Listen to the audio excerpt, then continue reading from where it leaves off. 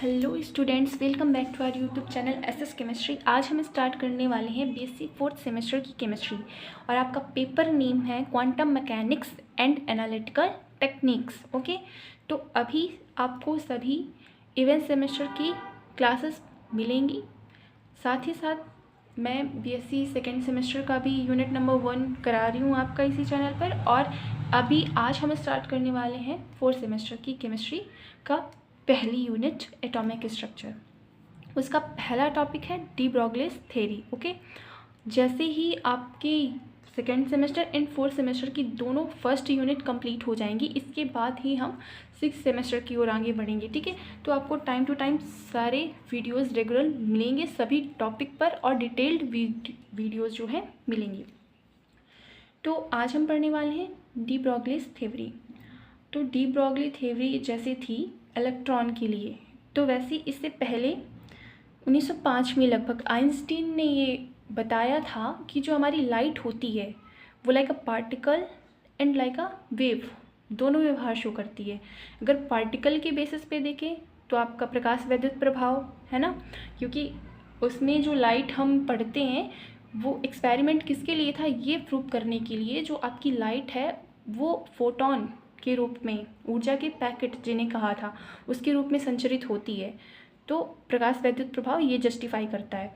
And विवर्तन व्यतिकरण आपने पढ़ा होगा, तो वो प्रकाश की वेव प्रकृति को जो है जस्टिफाई करता है। ठीक है, और प्लांक ने बताया, और जो फोटोन की वो थी अवधारणा की जो लाइट है वो फोटोन के रूप में चलती है, ये अवधारणा हमें सबसे पहले किसने दी थी, प्लांक ने।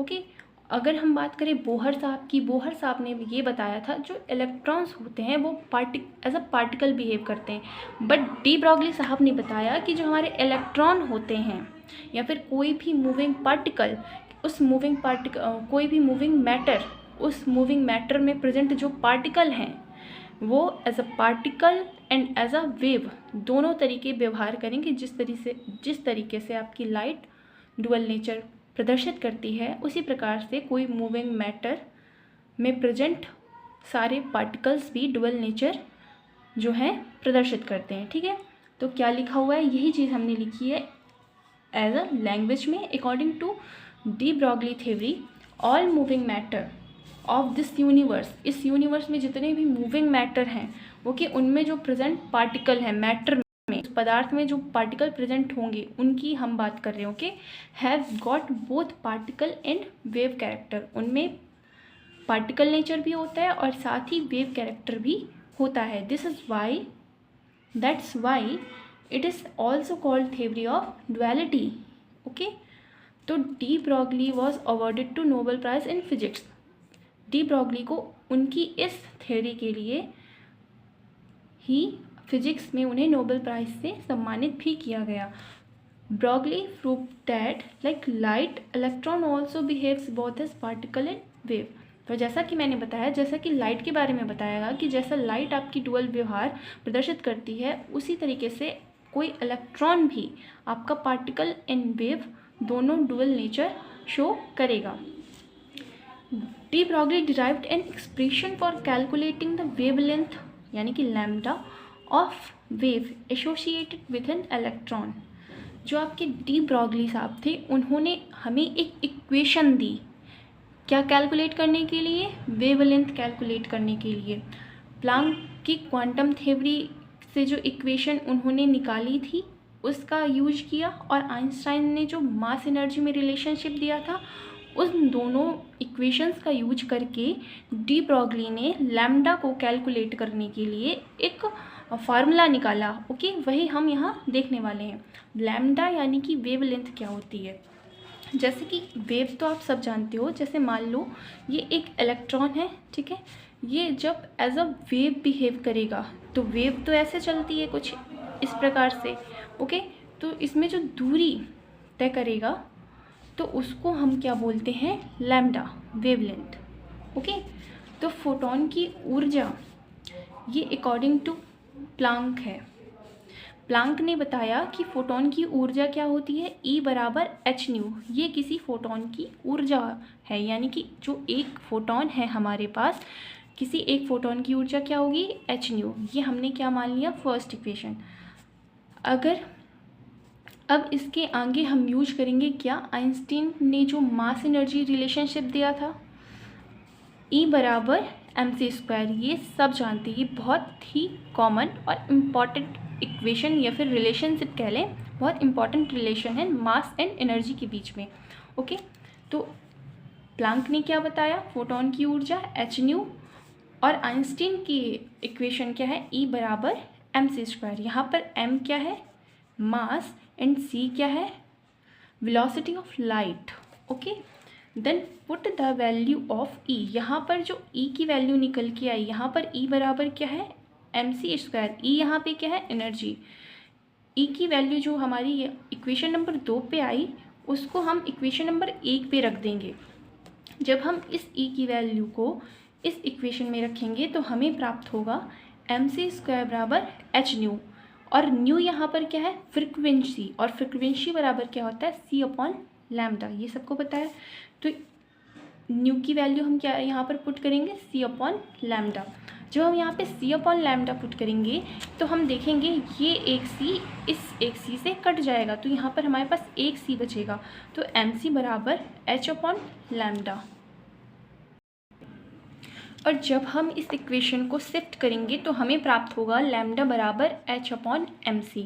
ओके, अब आप देखो mc, यहाँ पर c क्या है, वेलोसिटी है, बट लाइट की वेलोसिटी है। तो हम फोटोन की संवेग की बात कर रहे हैं। संवेग बराबर आप सब पढ़ते हो, p बराबर होता है mv, यानी कि संवेग। संवेग बराबर द्रव्यमान गुणे वेग, यानी कि वेलोसिटी। अब हम बात कर रहे हैं फोटोन के संवेग की, तो फोटोन की ही वेलोसिटी रखेंगे ना, तो p बराबर mc। यहाँ पर p की वैल्यू हम पुट कर सकते हैं, यानी कि p बराबर mc, तो इसकी जगह पर हम t भी लिख सकते हैं। यानी कि अगर हमें फोटोन का संवेग निकालना हो कहीं पे, तो हम ये फॉर्मूला यूज करेंगे। अगर हमें तरंग दैर्ध्य दिया हो और हमें फोटोन का संवेग निकालना हो तो हम ये वाली इक्वेशन यूज कर सकते हैं। बेसिकली ये इक्वेशन ही आपकी क्या कहलाती है, डी ब्रोगली इक्वेशन, लैम्डा बराबर h/mc। अगर आप यहाँ पर mc की वैल्यू रखोगे जो कि क्या है, मोमेंटम, यानी कि संवेग। ओके, आप यहाँ पर ये देखिए मोमेंटम क्या होता है, m बराबर v, यानी कि वेलोसिटी ही तो है। अब हम फोटोन का संवेग निकाल रहे हैं तो यहाँ पर फोटोन की वेलोसिटी है, ठीक है। तो ये आपकी इक्वेशन हमें मिलती है, ठीक है। और ये जो लैम्डा है, इस लैम्डा को हम कहते हैं डी ब्रोगलीज वेवलेंथ, यानी कि ये डी ब्रोगली वेवलेंथ है, और h जो है वो प्लैंक कांस्टेंट है, और इसकी वैल्यू होती है 6.6 × 10⁻34 जूल सेकेंड। ओके, और p जो है मोमेंटम, यानी कि संवेग, और न्यू बराबर फ्रिक्वेंसी। आई होप आपको ये टॉपिक समझ आया होगा। अगर कोई भी प्रॉब्लम है, लेट मी नो इन दी कमेंट सेक्शन। ओके, और जो भी क्वेरीज आपके मन में आया करे, तो मैं ये ज़रूर कहूँगी आप लोग को एक बार बुक ज़रूर उठा के देखनी चाहिए, राइट। आप हमेशा जो है नेट पर ऐसे कि कोई भी डाउट आए मन में, तो हमेशा ये नहीं होता कि तुरंत फ़ोन उठाओ, चलो गूगल करें या फिर यूट्यूब में सर्च करके देखें। कभी कभी बुक भी उठानी चाहिए, जिससे हमें एक्स्ट्रा नॉलेज मिलती है, ठीक है। तो बुक पढ़ना बहुत ज़रूरी है, ठीक है। जैसे मैं आपको बता दूं, जब मैं 12th में पढ़ती थी तो हमारे एक सर थे, वो हमेशा ऐसे किया करते थे कि वो हमें हमेशा कुछ ऐसे क्वेश्चंस पूछते थे, कहते थे इसे घर से बुक से देख के आना, ठीक है।